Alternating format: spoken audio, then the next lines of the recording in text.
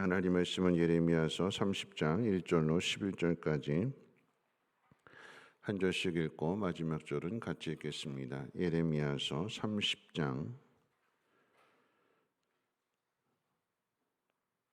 1099페이지 1절부터 11절까지 읽고 11절은 같이 읽겠습니다. 여호와께로부터 말씀이 예레미야에게 임하여 이르시니라. 이스라엘의 하나님 여호와께서 이와 같이 말씀하여 이르시기를 내가 내게 일러준 모든 말을 책에 기록하라. 여호와의 말씀이니라. 보라, 내가 내 백성 이스라엘과 유다의 포로를 돌아가게 할 날이 오리니 내가 그들을 그 조상들에게 준 땅으로 돌아오게 할 것이니 그들이 그 땅을 차지하리라. 여호와께서 말씀하시니라. 여호와께서 이스라엘과 유다에 대하여 하신 말씀이 이러하니라. 여호와께서 이와 같이 말씀하시되 우리가 무서워 떠는 자의 소리를 들으니 두려움이요 평안함이 아니로다. 너희는 자식을 해산하는 남자가 있는가 물어보라. 어찌하여 모든 남자가 해산하는 여자같이 손을 자기의 허리에 대고 모든 얼굴이 겁에 질려 새파래졌는가? 슬프다 그날이여, 그와 같이 엄청난 날이 없으리라. 그날은 야곱의 환난의 때가 되미로다. 그러나 그가 환난에서 구하여 냄을 얻으리로다. 만군의 여호와의 말씀이라. 그날에 내가 내 목에서 그 멍이를 꺾어버리며 내 포박을 끊으리니 다시는 이방인을 섬기지 않으리라. 그들은 그들의 하나님 여호와를 섬기며 내가 그들을 위하여 세울 그들의 왕 다윗을 섬기리라. 여호와의 말씀이니라. 그러므로 나의 종 야곱아, 너는 두려워하지 말라. 이스라엘아, 놀라지 말라. 내가 너를 먼 곳에서부터 구원하고 내 자손을 잡혀가 있는 땅에서 구원하리니 야곱이 돌아와서 태평과 안락을 누릴 것이며 두렵게 할 자가 없으리라. 같이 씁니다. 이는 여호와의 말씀이라. 내가 너와 함께 있어 너를 구원할 것이라. 너를 흩었던 그 모든 이방을 내가 멸망시키리라. 그럴지라도 너만은 멸망시키지 아니하리라. 그러나 내가 법에 따라 너를 징계할 것이요 결코 무죄한 자로만 여기지는 아니하리라. 아멘. 사람은 좋은 일 앞에서도 두려워하고 또 힘든 일 앞에서도 두려워합니다. 좋은 일 앞에서 두려워한다라고 하는 것은 이스라엘 백성들이 가나안 땅을 정탐할 때 하나님이 주신 땅인데, 그런데 그 땅 앞에서 우리 이거 못한다, 못 들어간다, 우리가 여기 가면 다 죽는다, 두려워서 믿음으로 들어가지 못하게 되는 거죠. 뿐만 아니라 또 슬픈 일, 힘든 일 앞에서 두려워한다라고 하는 것은 오늘 본문의 상황 속에서 이스라엘 백성들이 바벨론의 포로로 잡혀가게 될 것이다. 유다가 망하게 될 것이다. 경험해보지 못한 일들이기 때문에 그 앞에서 두려워하게 됩니다. 자, 하나님은 그런 유다 백성들에게 예레미야 선지자를 통해서 오늘 말씀을 주시는 거예요. 10절 말씀에 보면 그러므로 나의 종 야곱아, 너는 두려워하지 말라. 이스라엘아, 놀라지 말라. 내가 너를 먼 곳으로부터 구원하고 네 자손을 잡혀가 있는 땅에서 구원하리니 야곱이 돌아와서 태평과 안락을 누릴 것이며 두렵게 할 자가 없으리라. 하나님은 두려워하지 말라라고 말씀하시는데 어떻게 경험해 보지 않은 일들에 대하여 우리가 두려워하지 않을 수 있을까요? 두려워하지 말아야지, 두려워하지 말아야지 내가 마음속으로 다짐을 한다고 해서 두려운 마음이 사라지는 걸까요? 여전히 두려운 마음은 사라지지 않습니다. 걱정이 더 많아지게 되는 거죠. 자, 이 두려움을 해결할 수 있는 것이 무엇이냐? 그래서 말씀을 잘 들어야 됩니다. 왜 말씀을 잘 들어야 되는가? 오늘 이 말씀 속에서 하나님은 유다의 백성들을 지금 읽은 10절에서 야곱이라고 부르고 계세요. 야곱이라고. 왜 야곱이라고 부르실까요? 유다 백성들아, 정확한 명칭은 남유다 백성들아 이렇게 하셔야 되는데 하나님은 야곱아, 이스라엘아 이렇게 말씀하고 계셔요. 왜 야곱일까요? 생각해 보면 야곱의 모습 속에서 지금의 바벨론 사람들의 모습을 생각해 볼 수 있습니다. 야곱이 외삼촌 집으로 도망하게 된 일들, 자기 고향을 떠나게 된 거잖아요. 그 죄 때문에, 하나님 믿지 못한 죄 때문에 자기 방법을 사용해서 아버지 속이고 또 형의 것을 가로챈 그 일들로 인해서 바단 아람으로 도망가게 됐는데, 그런데 도망가는 야곱에게 하나님께서 베들에서 두려워 말라라고 하는 말씀을 주셨고, 바단 아람에 있는 외삼촌 집, 믿었던 외삼촌한테 속임을 당하게 되고 또 재산을 따른 전쟁의 위협도 당하게 되고 약탈하려고 빼앗으려고 하는 그런 모습들을 야곱이 경험하면서 그 속에서 하나님밖에 없다는 사실을 깨닫고 믿음 가지고 돌아오는 거 아니겠습니까? 야곱을 한번 생각해 보라라고 하는 얘기예요. 그런데 이 야곱을 어떻게 생각하느냐? 모세 오경을 통해서 모세가 창세기의 말씀, 이 일들을 기록했기 때문에 결국 하나님의 말씀을 듣는 것으로부터 두려움이 사라지게 되는 거죠. 어제 낮에 말씀드린 경우처럼 에베소서 교회 그 안에 문제가 생겼는데 바울은 이 문제를 어떻게 해결하는가, 한쪽 편 들어주지 않고 하나님 말씀 다시 가르쳐 주는 거잖아요. 유대인의 입장이 다르고 헬라인의 입장이 다르고 서로 각기 다른 입장들 속에서 하나님의 말씀, 공통된 하나님 말씀을 듣고 자기 입장에서 하나님 말씀을 생각하면서 그 말씀을 받아들이게 될 때 이게 하나됨이 이루어지게 되는 거죠. 문제가 해결되게 되는 거예요. 내 입장만 생각하고 내 현실만 생각하게 되면 답이 없어요. 그런데 하나님 말씀을 통해서 나를 비춰보게 되고 내 삶을 돌아보게 되고 그럴 때에 하나님이 가르쳐 주시는 방향으로 가게 되면 거기에 문제가 해결되게 되는 것이요, 두려움이 사라지게 되는 것입니다. 여러분, 기록된 말씀, 하나님께서 여러분 주목해야 되는 것은 바벨론 포로 생활을 하는 사람들이 이 주어진 삶 속에서 고통이겠지요. 언어도 다르고 문화도 다르고 다 다른 삶 속에서 왜 우리가 여기에 오게 되었는가? 그런데 그 바벨론 포로로 잡혀온 그곳, 슬픈 일이요 괴로운 일이라고 한 그 속에서도 하나님의 위로하심을 경험하게 되는 것이고 하나님이 함께 하시고 지켜주신다라고 하는 것을 경험하는 거 아니겠습니까? 누가 그랬어요? 다니엘이 그랬고 에스더가 그랬고,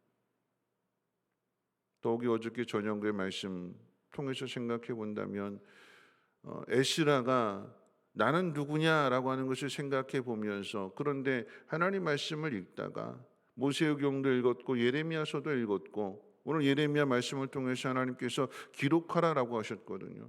너는 내가 너에게 전해준 말을 다 기록해라. 기록해서 남겼더니 에스라가 그 말씀을 읽다가 70년 동안 포로로 잡혀왔다가 돌아간다라고 하는 하나님 말씀이 주어졌구나. 그런데 정말 고레스 칙령을 통해서 바벨론은 무너지지 않을 줄 알았는데 이 바벨론을 페르시아가 무너뜨리고 고레스 왕이 유대인들은 다 돌아가라, 너희 하나님이 참신이다, 가서 성전 건축해라. 어떻게 세상 가운데 이런 일이 있을 수 있을까요?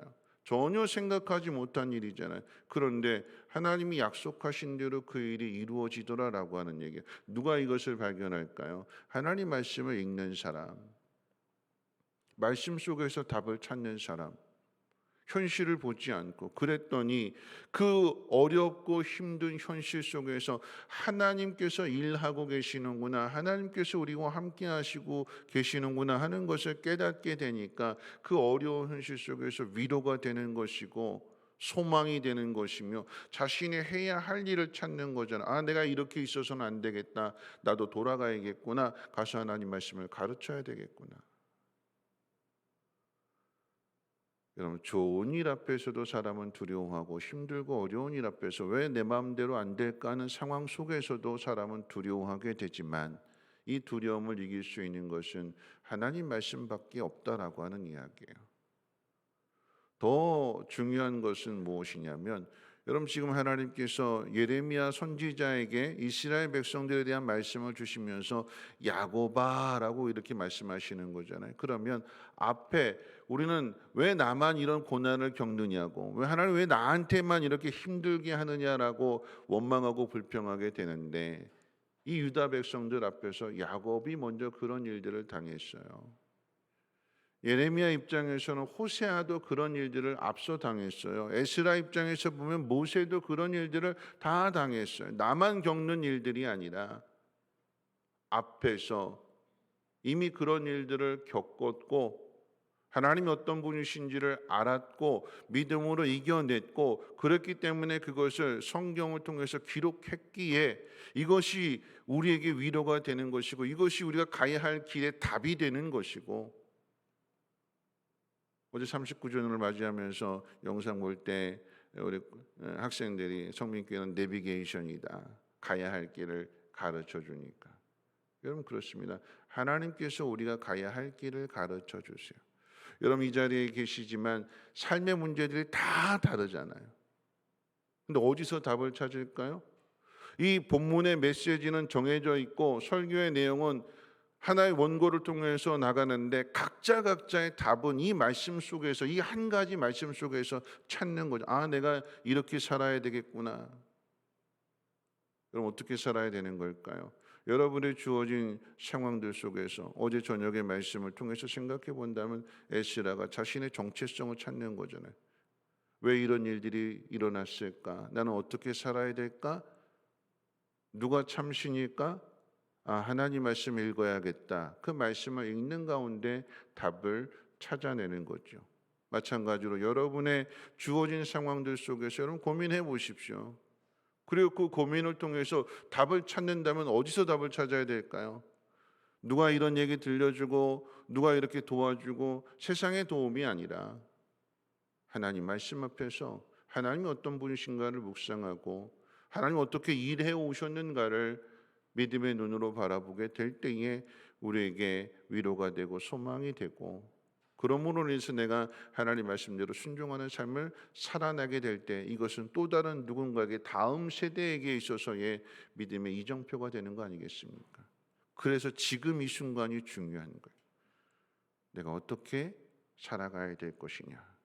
야곱이 어떻게 살아갔는가에 대해서 바벨론 포로로 잡혀가는 이스라엘 백성들에게 위로의 메시지, 소망의 메시지를 주는 것과 같이 나에게 주어진 이 시간들, 이 현실 속에서 하나님 말씀을 따라 믿음을 지켜갈 때에 그래서 고민하는 상황들 속에서 우리에게 말씀이 소망이 되는 사람들에게 중요한 것은 뭐냐면 성실함입니다. 성실함. 여러분 그냥 와서 말씀을 듣는 것보다도 어제 낮에 말씀 듣고 저녁에 말씀 듣고 오늘 새벽에 말씀을 듣는 게 이게 다 연결되는 거예요. 더 깊이 깨달아지게 되는 거예요. 더 이해가 쉽습니다.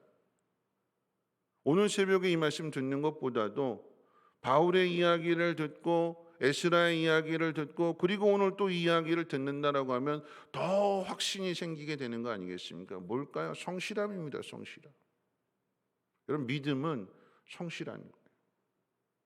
들쑥날쑥한 것이 아니라 꾸준하게 하나님 앞에 나와서 내 인생의 답을 찾으려고 할 때에 하나님은 외면하지 아니하시고 앞선 사람들의 이야기 무엇보다도 성경을 기록하게 하심으로써 우리에게 인생의 답을 주신다. 어떻게 살아가야 될지를 가르쳐 주신다라고 하는 것입니다. 말씀 맺으면서 여러분 기쁜 일에도 고민은 있고 또 슬픈 일에도 고민은 있어요.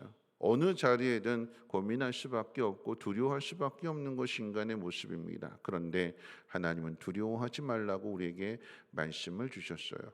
말씀 앞으로 나오시고 말씀을 읽으시고 그러므로 이 속에 계시는 하나님 그리고 우리 역사 가운데 함께 하시는 그 하나님을 여러분들이 만나고 다음 세대에게 전해줄 수 있는 축복의 통로가 되시기를 주님의 이름으로 부탁을 드립니다. 우리 찬송가 301장 찬송 드리겠습니다. 찬송가 301장 통일 찬송가는 460장입니다. 지금까지 지내온 것 주의 크신 은혜라 한이 없는 주의 사랑 어찌로 말하랴 자나깨 나 주의 손이 항상 살펴주시고 모든 일을 주 안에서 형통하게 하시네. 몸도 맘도 연약한 나 세임받아 살았네. 물 붓듯이 부시는 주의 은혜 족하다. 사랑 없는 거리에 나 험한 산길에 맬 때 주의 손을 굳게 잡고 찬송하며 가리라. 주님 다시 배올 날이 날로 날로 다가와 무거운 짐 주께 맡겨 벗을 날도 멀잖네. 나를 위해 예비하신 고향 집에 돌아가 아버지의 품 안에서 영원토록 살리라. 오늘 말씀 생각하면서 함께 기도하실 때 우리는 우리의 현실 속에서 왜 나만 이런 고난을 당하는가? 왜 우리가 바벨론의 포로로 잡혀가야 되는가? 그런데 앞서 야곱이 그런 일들을 겪었잖아요. 그 야곱의 일들이 그 다음 세대에게 위로가 되고 소망이 되는 거죠. 무엇일까요? 하나님 말씀입니다. 하나님의 일하심입니다. 하나님 우리를 지켜주심입니다. 하나님 때문에 우리가 다시 살아갈 수 있는 거예요.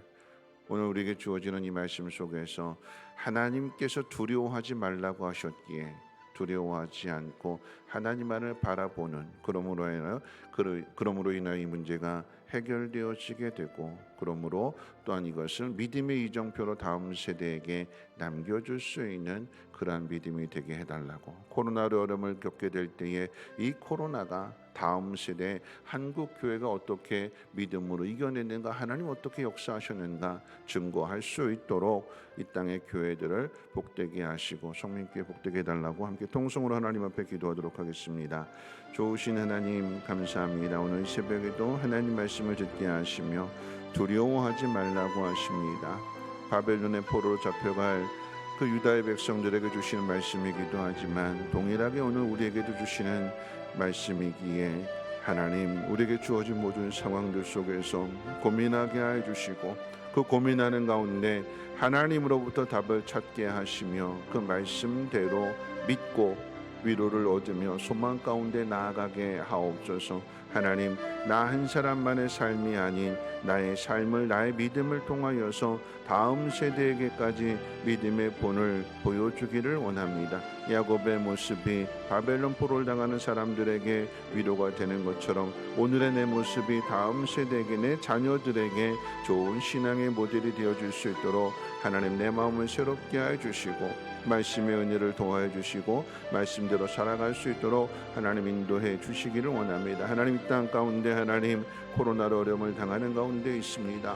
하나님 교회들이 바른 길을 걸어가게 해주시고 교회들이 하나님의 살아계심을 세상 가운데 증거하게 될 때에 한국 교회는 코로나의 어려움 가운데 이렇게 이겼노라고 하나님 이렇게 역사하셨노라고 하나님 증거할 수 있도록 믿음의 증거를 남길 수 있도록 하나님 인도해 주옵시고 하나님 그 일에 우리 성민교회를 사용하여 주시고 하나님이 안산 지역을 하나님의 복음의 빛으로 잘 비춰갈 수 있는 말씀이 살아있는 교회가 되게 하시고 기도가 살아있는 교회가 되게 하시고 하나님의 선하신 뜻을 순종하는 교회가 될 수 있도록 하나님 인도해 주시고 하나님 그 일에 가운데 하나님 신앙의 일꾼들 되어줄 수 있도록 오늘 이 새벽에 무릎 꿇은 심령들을 하나님 복되게 해 주시옵소서. 가정의 문제가 해결되어지게 하여 주시고 바라고 소망하는 모든 일들 믿음 안에서 이루어짐을 보게 하여 주시고 하나님 앞에 감사하며 찬송하며 하나님께 영광 돌리게 하옵소서.